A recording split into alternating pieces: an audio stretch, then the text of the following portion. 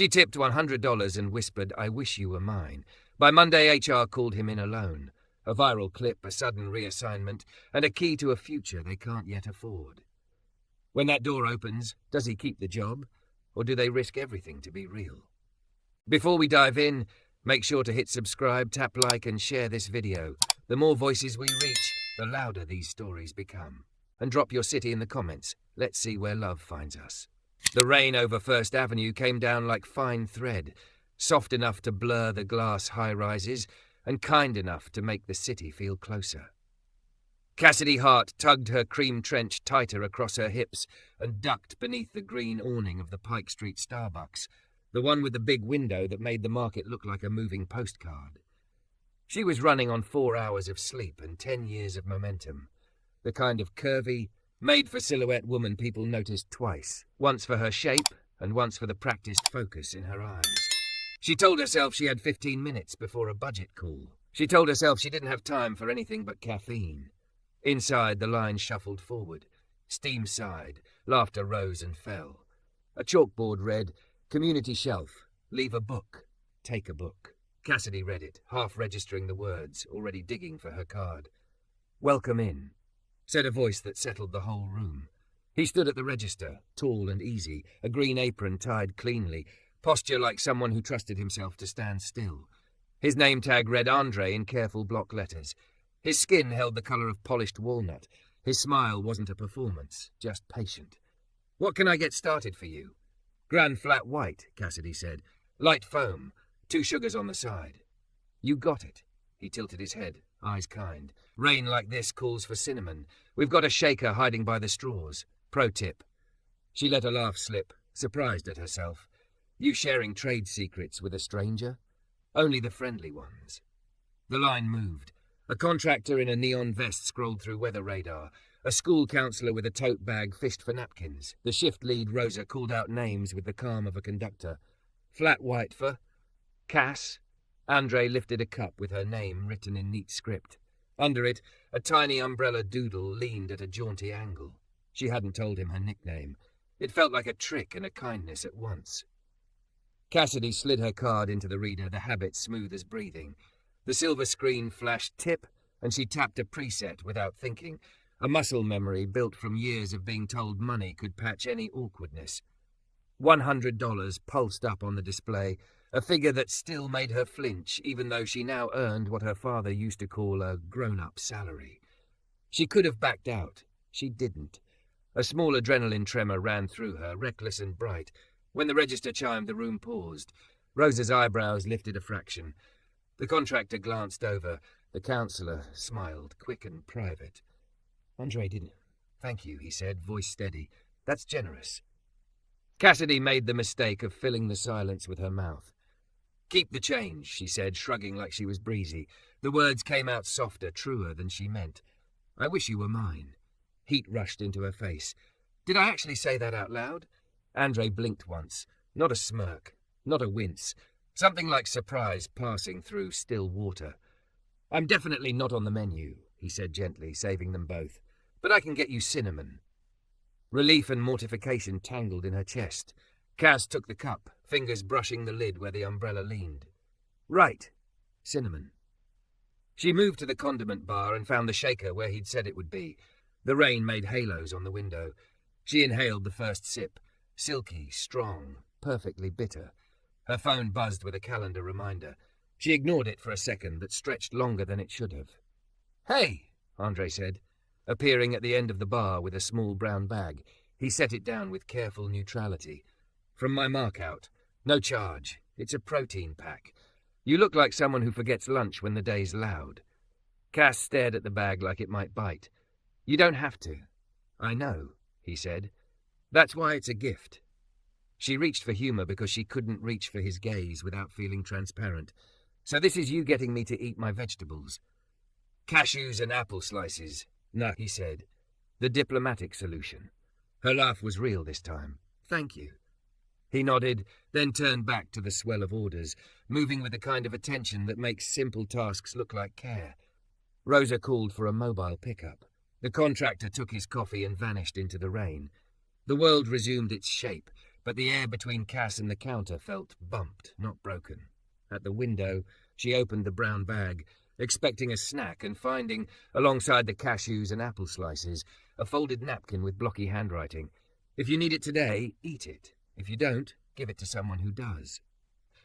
Cassidy's throat tightened. She tried to pass it.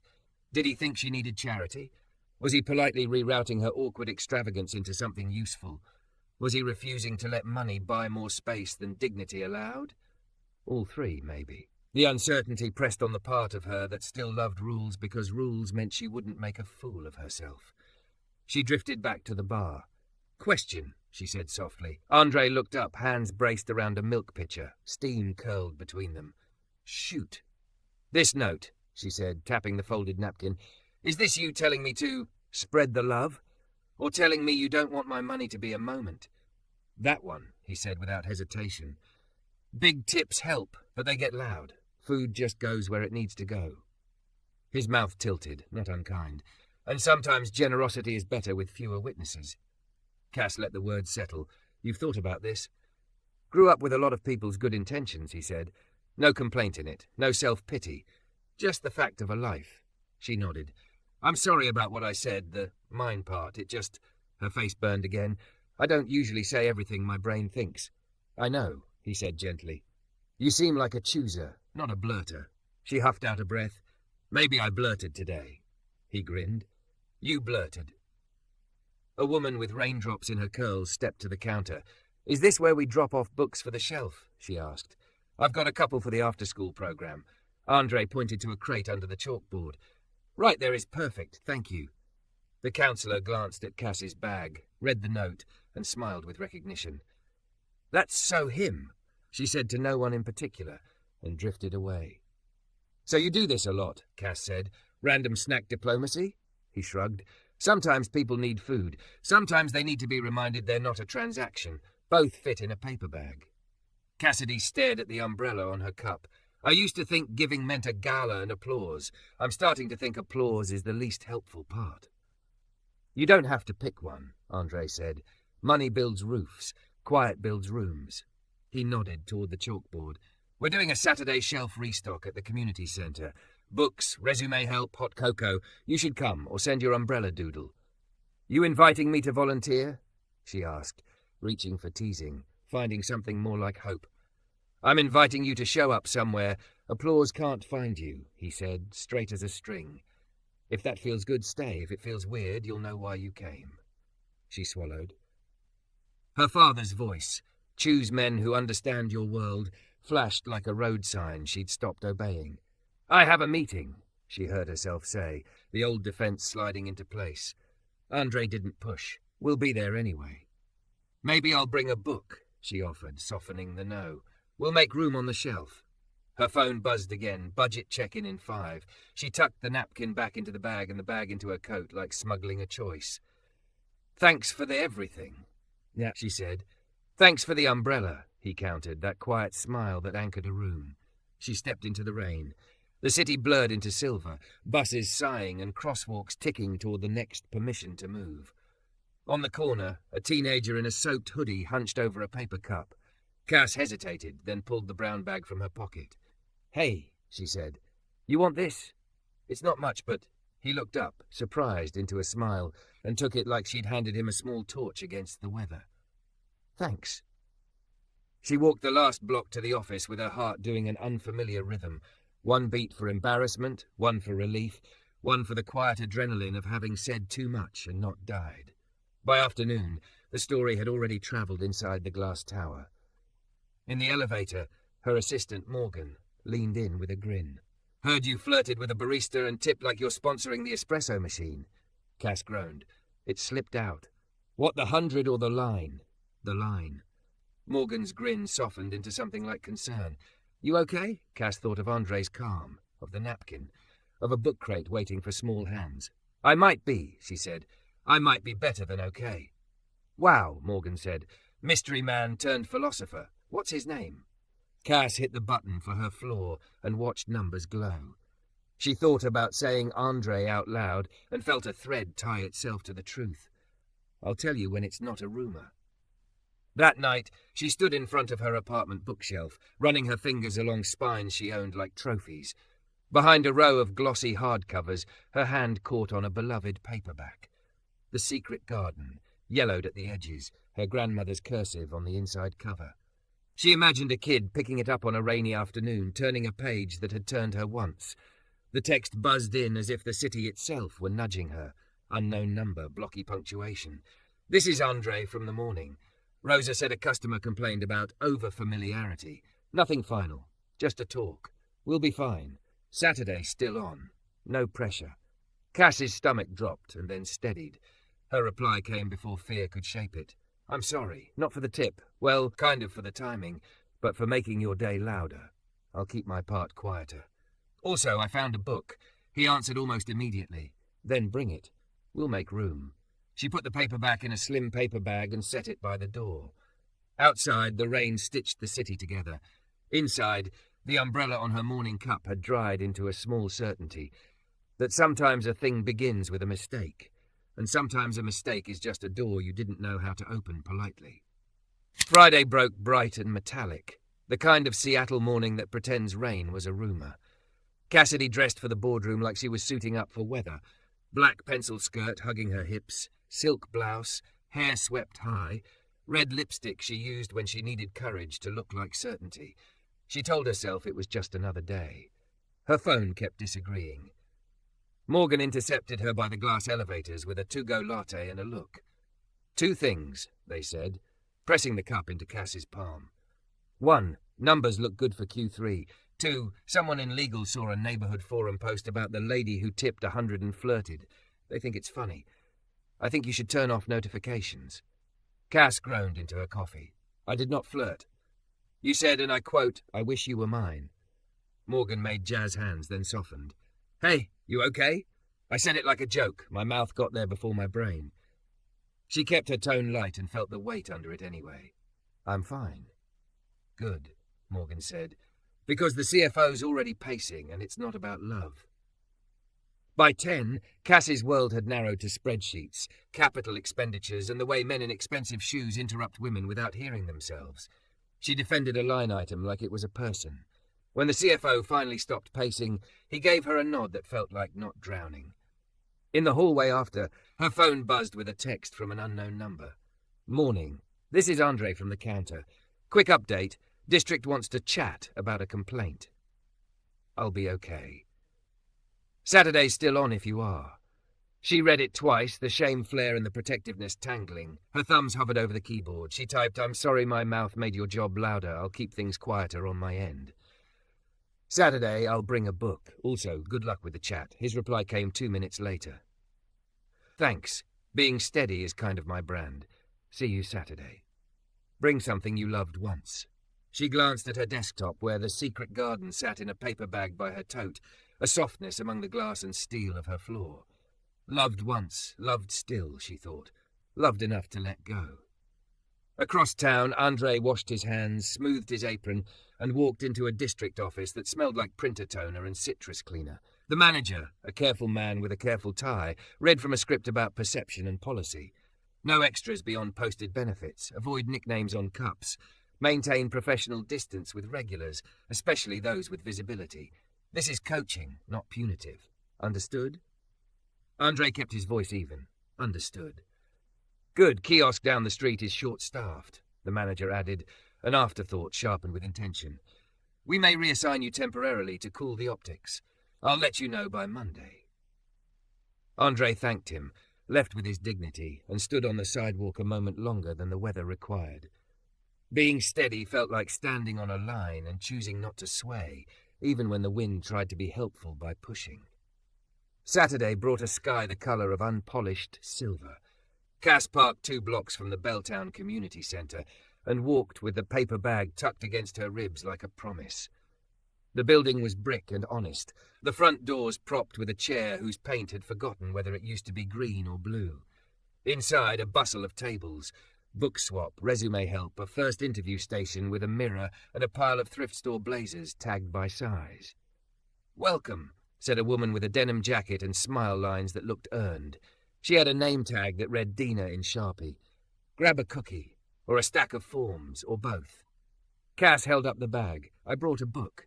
Dina's eyes warmed. We make room for those like we make room for neighbours, gladly.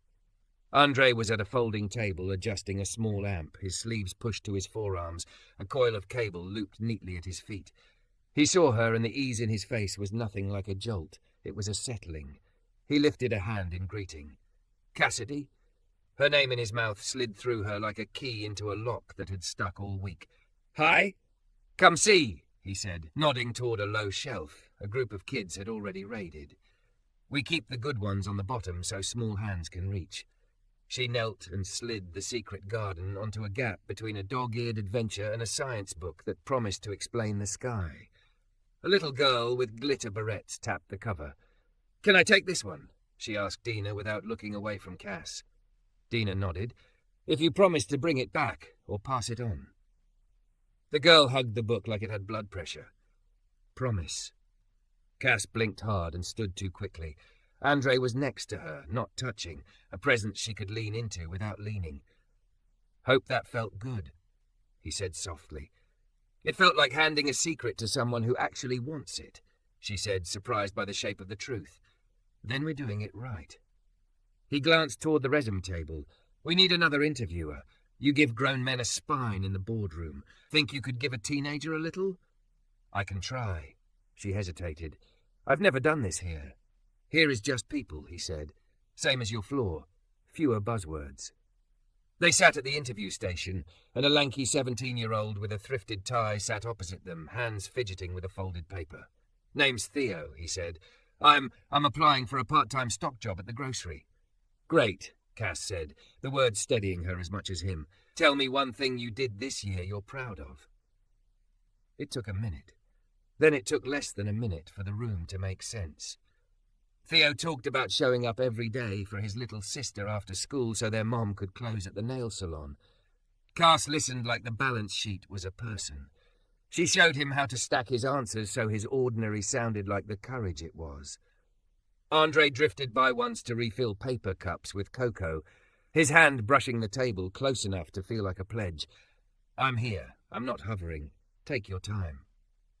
After Theo, a young woman named Imani sat down, chin high under the weight of shyness. They practiced, tell me about a mistake and what you learned, until the answer stopped sounding like a confession and started sounding like adulthood.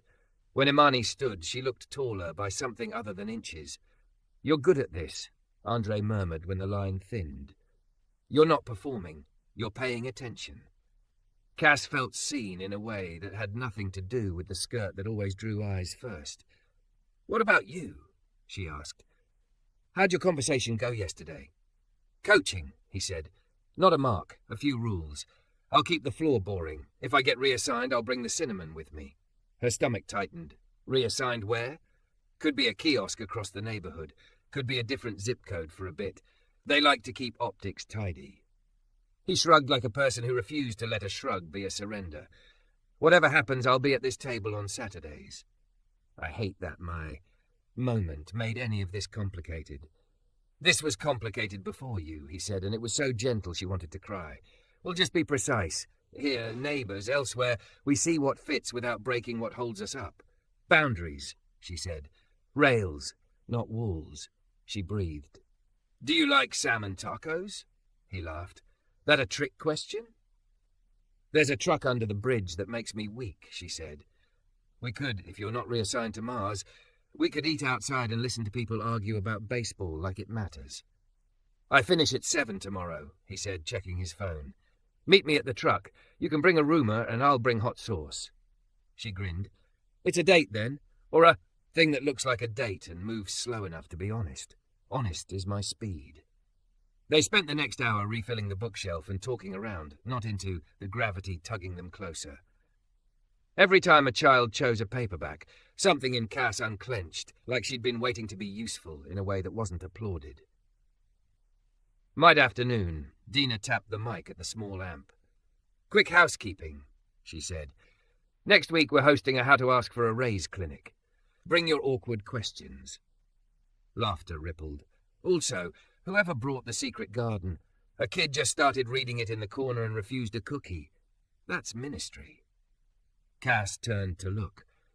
The glitter barrette girl had her finger under a line of text, lips moving, the world narrowed to a walled place that was going to grow things again. Cass swallowed and didn't talk for a minute, because anything she said would collapse the fragile holiness of it. Her phone buzzed on the table. An email from her firm's PR director.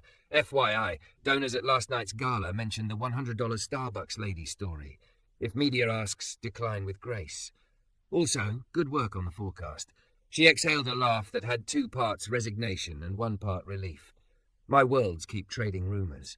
Andre's phone lit at the same time. He read, and Cass watched his face go still in a way that wasn't collapse, but was near to it. "What is it?" she asked. He rotated the screen toward her. A message from the district manager, temporary reassignment effective Monday. Linwood store. Report 6 a.m. Cass's chest went cold, then hot. That's 20 minutes without traffic. With traffic, it's an hour. 45 if the gods love me, he said. His mouth was steady, his eyes weren't. It's not punishment, it's optics. Don't, he said, and the word wasn't a rebuke. It was a shield he held between them and blame. We'll work with what we've got. Sunday tacos still stand. Maybe they stand taller now.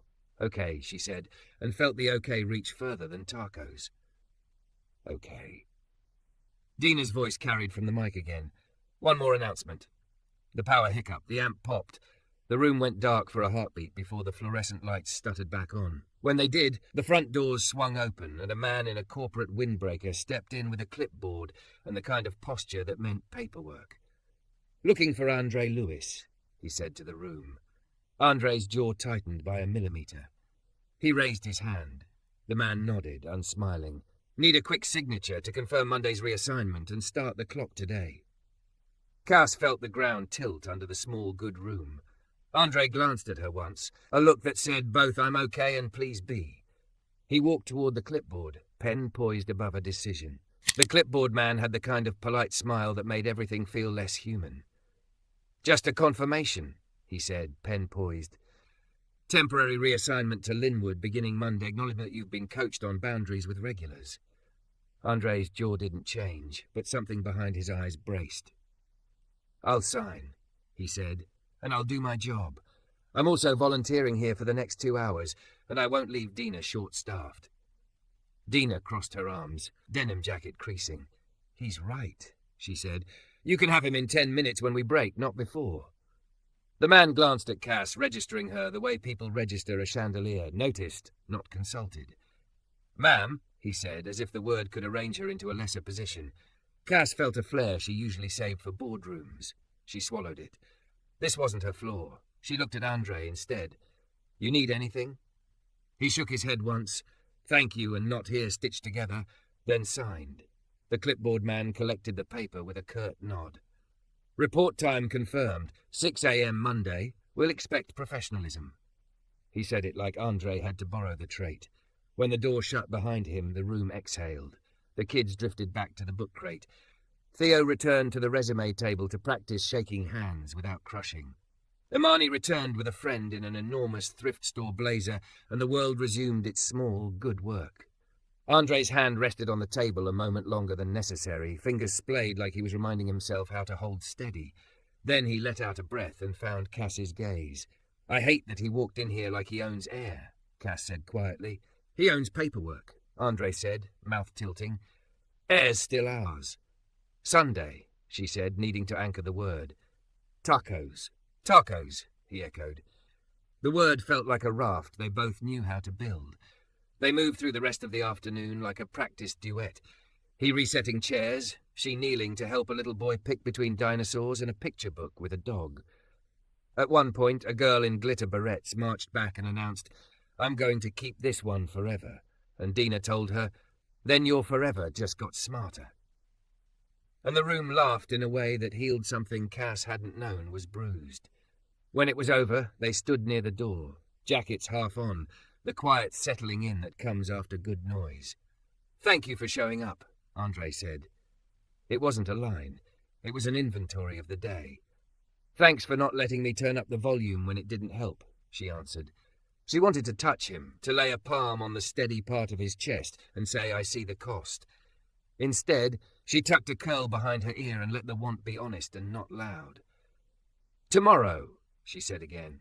"Tomorrow," he said, and the corners of his mouth softened like the word tasted like a promise.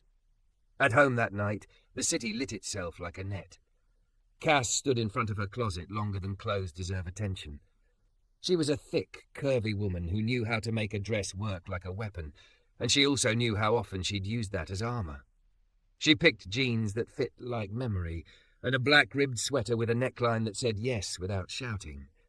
In the mirror, she saw the whole of herself. The hips that had been whispered about, the waist she'd learned to emphasize, the thighs that made her a silhouette, and the face that was somehow softer tonight. She touched the sweater's hem like she was checking a map and laughed at herself. Compass, not map, she thought. She texted him a picture of a paper boat taco tray she'd found online and typed, "Tomorrow's research." He responded with a salsa gif and, God help her, it made her stupidly happy. Sunday evening came with a breeze that tugged at flags under the Aurora Bridge. The taco truck glowed in a pocket of dusk, metal hissing, lime and char bright in the air. Andre arrived holding 2 bottled waters and a look that made her understand the word relief, the kind men don't get to admit often. "Order for the Optimist," he said. 2 salmon, 1 al pasta, she said, then squinted. "Is al pasta off-brand at a salmon truck?" "Rules are guidelines," he said, "except the ones that keep people safe." They sat on the curb with their paper boats, knees almost touching. The busker who owned this corner played a mellow line, and cars murmured past like the city had turned itself down to a low setting to let them talk. "How are you?" Cass asked. It felt like a question that could carry more than one answer. "Steady enough," he said, taking a bite. "Mad, if I let myself be. Not at you, at how fast a rumour can decide someone's professionalism for them. But I also like my rent paid, and the Linwood store is still Starbucks, not exile. I can do an hour commute standing on my head." "You don't have to," she said. "I won't stand on my head," he deadpanned. Then he sobered. "I'm not a martyr. If it gets punitive, I'll say so. For now, it's optics. We do our part. We keep our side of the street clean." She nodded. "I told my assistant I wasn't going to hide, but I also told them we're not doing the spectacle. No photos, no look at my good deed posts. If I'm here with you, it's to belong to my life, not to brand it."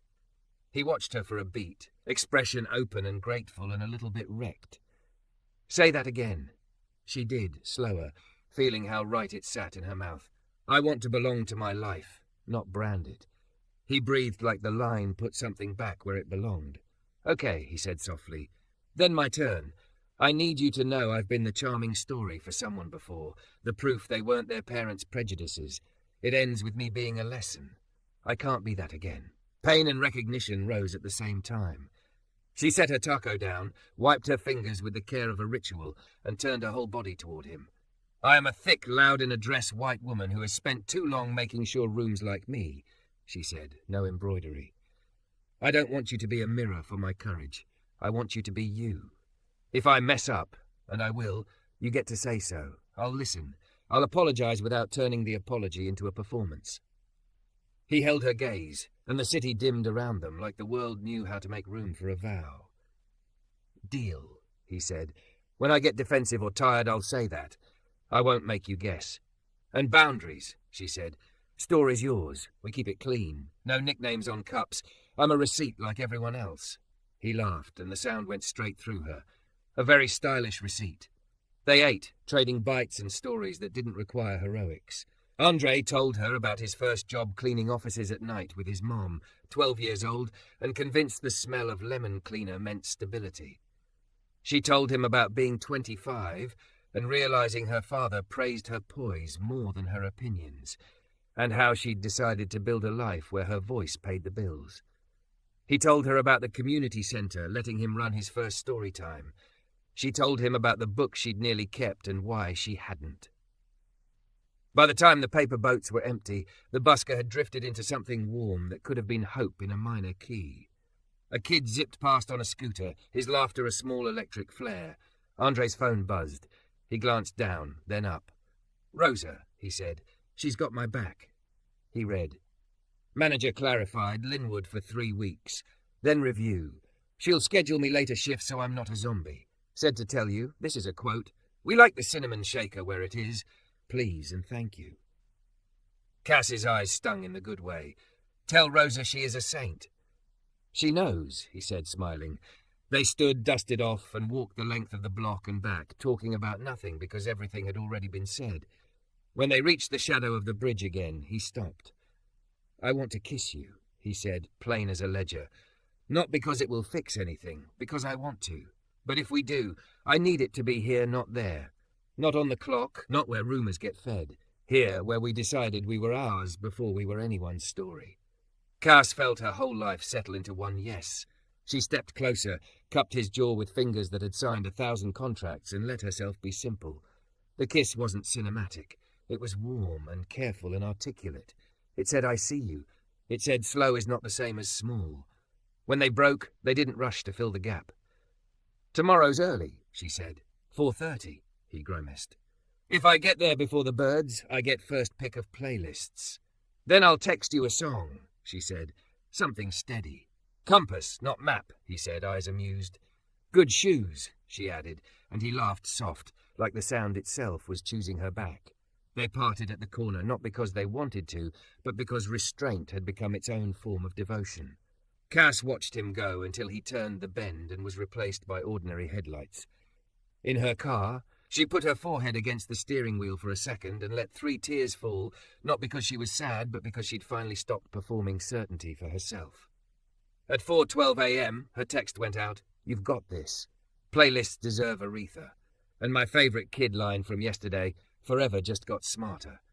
She added a little umbrella emoji and grimaced, then left it. He replied at 5:01, on shift.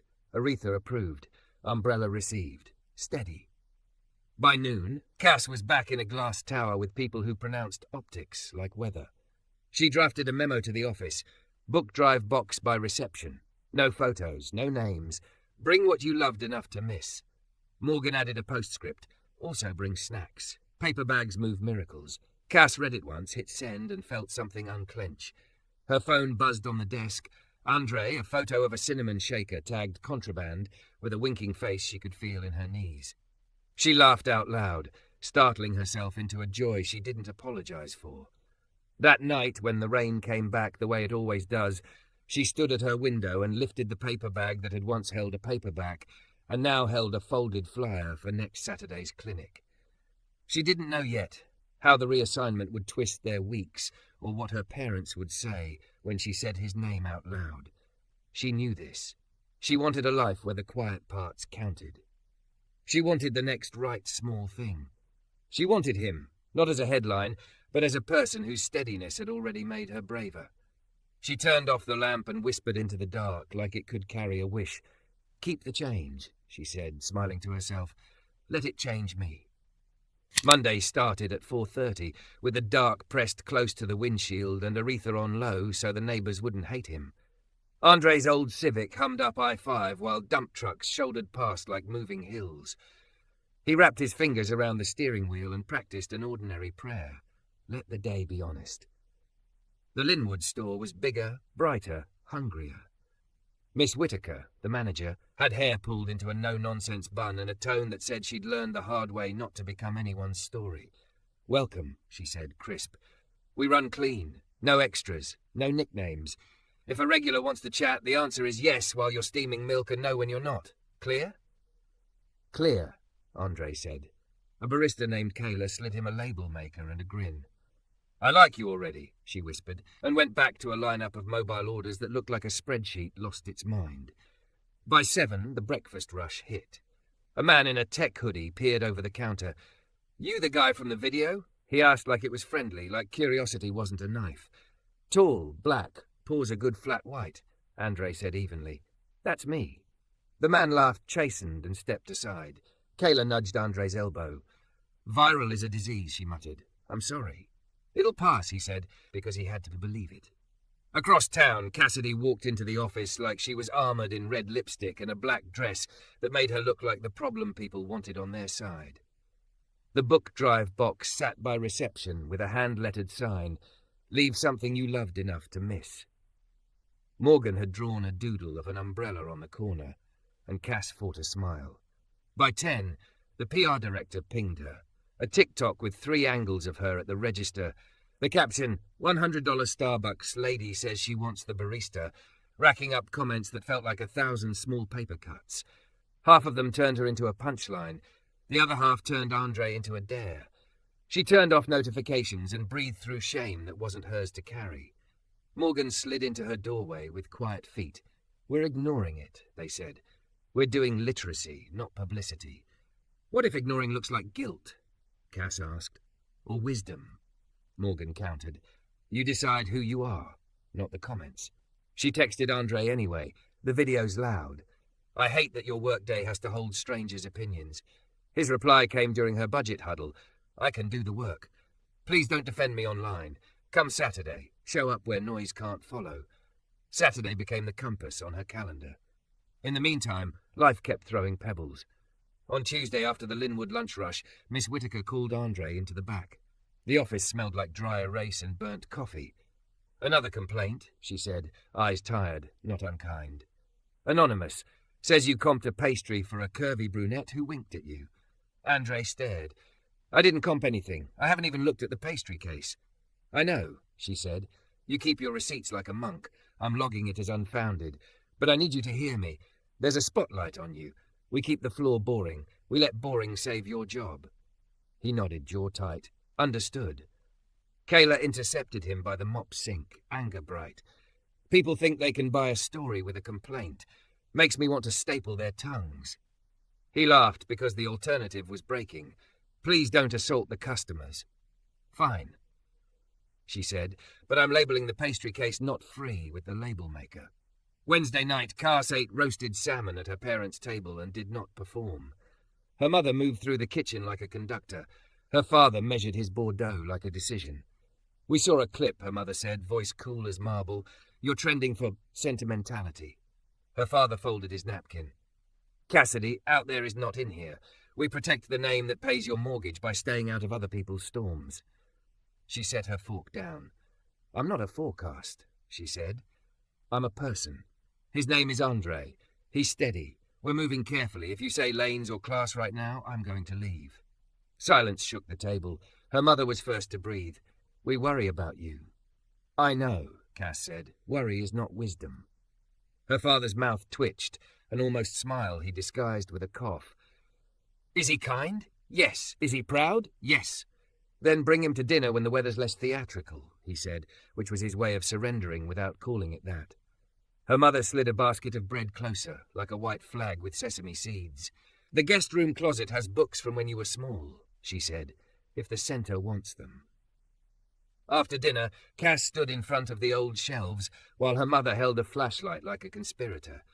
They filled a tote with paperbacks that smelled like summer. Her mother tucked because of Winn-Dixie on top and cleared her throat. I like this one, she said, almost embarrassed by the softness, and Cass kissed her cheek without disappointing anyone for once. Saturday arrived with a sky so blue it felt like a dare. The centre hummed. A teenager named Jules read a poem about a bus pass like it was a passport. Dina moved through the room with a clipboard and an eye for anything that looked like someone being left out.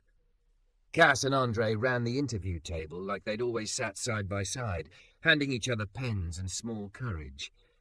When Cass looked up and saw her parents at the door with a tote bag, she didn't flinch. Her mother approached Dina as if she were approaching a queen. We brought some books, she said. We hope they're welcome. Always, Dina said, and meant it. Her father drifted toward Andre. They stood next to each other in a sunbeam that had found the floor. Mr. Lewis, her father said. Mr. Hart. I was imprecise this week, her father said, watching the kids rather than Andre. I protected optics when I should have honored substance. I'm still learning. Andre nodded once. Me too.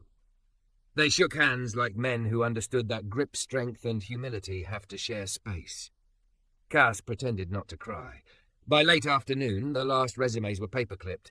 The cocoa was a skin at the bottom of a metal urn. People began to drift out with plastic bags of paperbacks and a new way to stand. That was when Rosa's text hit Andre's phone. He read it. His face didn't change, which was the worst sign Cass knew. What is it? She asked.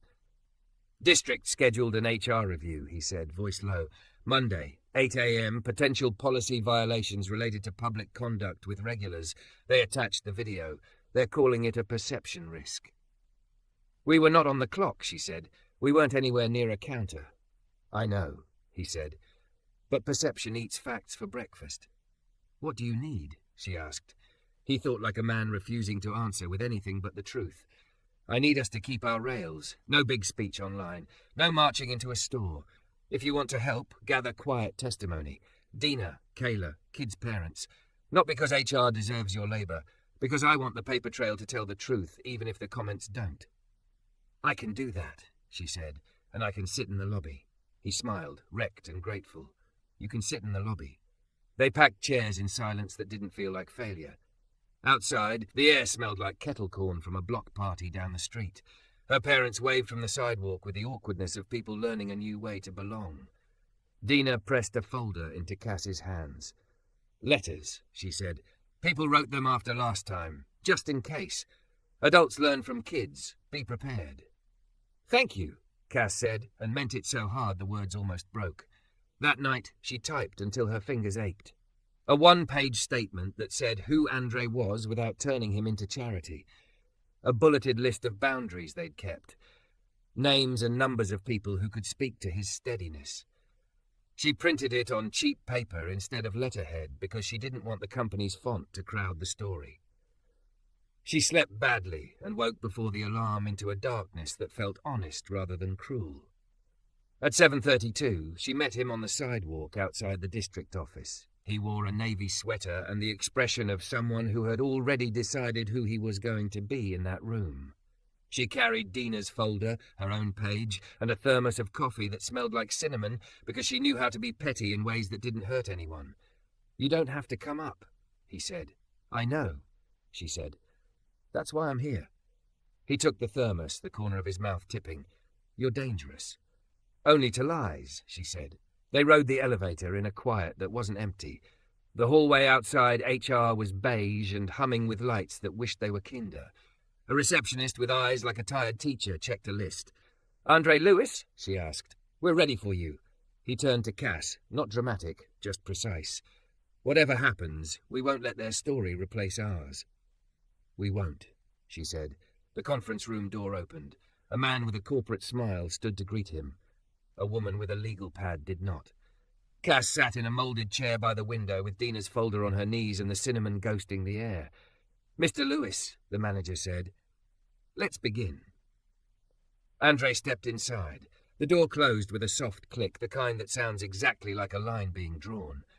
Cass pressed her palms flat against the folder to keep her hands from shaking and watched the second hand climb, then fall, then climb again, counting a life that refused to become a headline.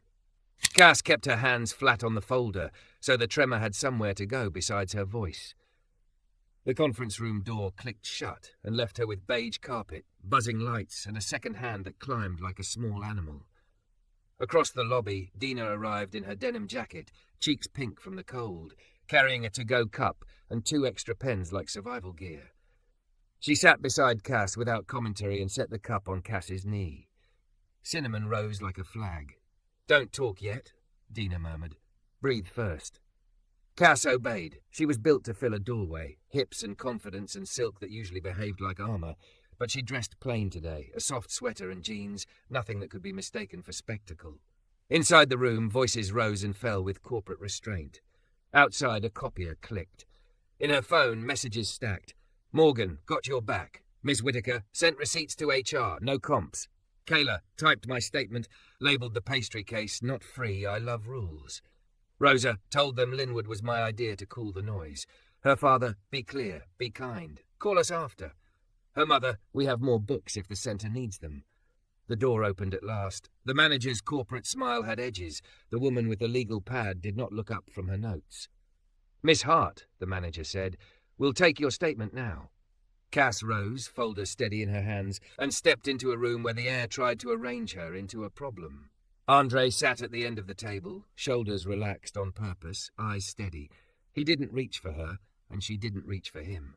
Rails, not walls. I'm not an employee, Cass began, before anyone could hand her a script. So I'm not here to argue policy. I'm here to tell the truth you can verify. She opened the folder.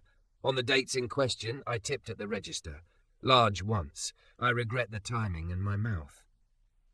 A faint, self-directed smile. I have not received free product. I have receipts. She slid copies forward, and I've declined extras offered as kindness, not compensation. Any time we've spent together has been off the clock and off the floor. At the community centre, we work under Dina's supervision. At his store, I'm a customer like anyone else. You want confirmation? She tapped the file. Whitaker, Rosa, Kayla. Parents of kids we've coached. They all wrote. You'll find contact numbers. The legal pad woman glanced up, surprised not by content but by order. Noted. The manager folded his hands. Miss Hart, your public status complicates perception. I can't control strangers' phones, Cass said, and let the tired in her voice be honest. I can control myself. I'm not posting. I'm not performing. I'm making sure my money and my body don't get to buy what policy protects. A small silence that wasn't victory, exactly, but wasn't loss. Thank you, the manager said. You may wait outside. She nodded once to Andre, only a look that said I'm here, and left. The second hand resumed its climb. Dina squeezed Cass's knee, the way women touch each other when they respect the dignity of not falling apart. When the door opened again, Andre's face told the story before his mouth did, relief braided to rules. Coaching documented, he said quietly in the hallway. No write-up. Temporary reassignment stands. 30-day review. Boring saves jobs. Cass matched his quiet. I like boring when it's honest. Me too. Ms. Whitaker appeared, hair already loosening, expression soft with pride. We're done here? She asked Andre, counting his pulse with her eyes. When he nodded, she turned to Cass. Thank you for being useful and not loud. I like being accused of that, Cass said. They rode the elevator down with Dina, 3 people looking at their feet like they were memorizing how floors feel when you don't fall through. At the curb, the wind lifted Cass's hair and the day remembered it had sun. Andre took the thermos, unscrewed the lid, and let the cinnamon steam his face. What now? He asked. Now we go to work, Dina said briskly. And then we meet Tuesday night to plan the internship pilot, because Tom the contractor called and said he can take 2 kids this spring if we teach them how not to die around sores. Of course he did, Andre said, mouth easing toward a grin. Bring the label maker. Already in my purse, Dina said, and peeled off toward her car. Andre turned to Cass. Walk a minute? They cut through a pocket park where pigeons argued like relatives. Cass matched his pace, hips swinging under denim, the curve of her body something she no longer apologized for with a joke. The relief made her giddy and then humble in the space of 3 steps. I wanted to fight, she admitted, to be feral online, to write a sentence that would make 1,000 strangers feel the shame they tossed at you. Would have made them feel entertained, he said. Shame's slippery. Truth isn't. You chose truth. She bumped his shoulder with hers. You chose steadiness. They stopped under a maple furred with winter buds. The distance between them was deliberate. And then it wasn't. He reached not for claim but for check, and when she didn't move, his hand found the line of her waist through the sweater, fingers just resting there like a yes that didn't need volume. Lunch, he said.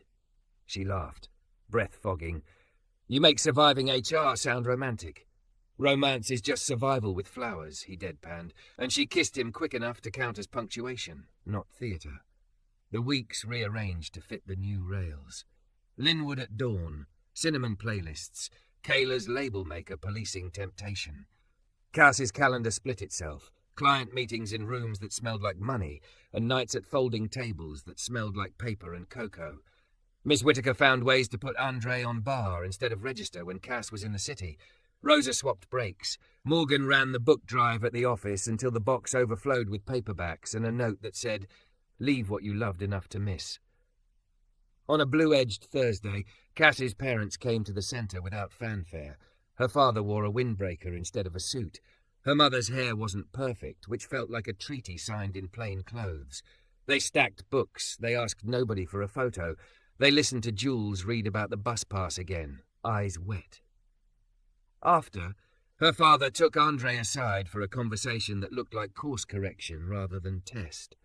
Her mother sat with Cass and sorted a box of chapter books into piles that made sense to hands that had held her when she was smaller. "Are you happy?" her mother asked, not dramatic. I'm steadier, Cass said, and I'm not performing. It feels like happiness, but quieter. Good, her mother said, and took Because of Winn-Dixie out of the pile and set it on top of a stack as if to bless it again. At the 30-day review, the district manager tried to look like the weather. Miss Whittaker brought numbers, Rosa brought a log, Kayla brought a label-maker tape reading evidence, and Andre brought himself, which turned out to be enough. Reassignment ended. He returned to Pike Street with a schedule that left room for Tuesdays at the centre and Sunday tacos under the bridge. One night in early spring, Cass unlocked the door of a narrow storefront with a realtor and 3 hopefuls trailing behind her. Andre, Dina, and Tom, who approached any empty room like it might need a shelf. The space was scuffed and sunlit, with a shallow nook by the window where kids could read on a rug. It smelled like dust and old glue, which is to say it smelled like potential. Crazy? Cass asked, barely breathing. Only if we lie about what we can do, Dina said. We don't need a grand opening. We need a room where the community doesn't have to ask permission to belong. Tom thumped a wall and listened. Studs are good. Stage could go here, mic outlets there. I can donate labour if you feed my crew kettle corn. Andre stood in the window, hands in his pockets, imagining the letters on the glass. We can't do it tomorrow, he said. We can do it this year if we're boring and relentless. Cass's smile softened into something like reverence. I have a portfolio full of people who think impact is a word you buy. I also have 3 who know it's a series of Tuesdays. She looked at the realtor. We'll take the option. 90 days. If we can raise rent with small checks and stubbornness, we sign. If not, we give the key back clean and keep showing up at the centre. The realtor blinked, confounded by a plan that didn't feature champagne. Okay, she said. I'll send paperwork. They left with the key on a ring that said Temp in white paint. Outside gulls split the sky. Andre stopped on the sidewalk and looked at Cass with a kind of attention that still made her feel taller. You started this by saying something you wished you hadn't, he said. You tipped 100 and blurted a wish like a dare. I did, she said, flushing and laughing at the same time. He took her hand. Keep the change, he said, and the line wasn't a flirt anymore. It was a benediction. Let it keep you. I will, she said, and felt the words land like weight where she wanted it. I wish you were mine sounded like a want. This, she squeezed his fingers, feels like a choice. They walked toward the market, shoulders brushing, 2 people boring on purpose, steady by practice, turning rumour into ritual. At the corner, a kid they'd coached, Imani's friend in the too big blazer, now fitted and fierce, waved from a bus stop, book in hand, headphones on, mouth shaping lyrics to a life that was starting to know itself. Tomorrow? Andre said. Tomorrow, Cass echoed. The rain began, not dramatic, just ordinary, and stitched the day to the night, the old to the next.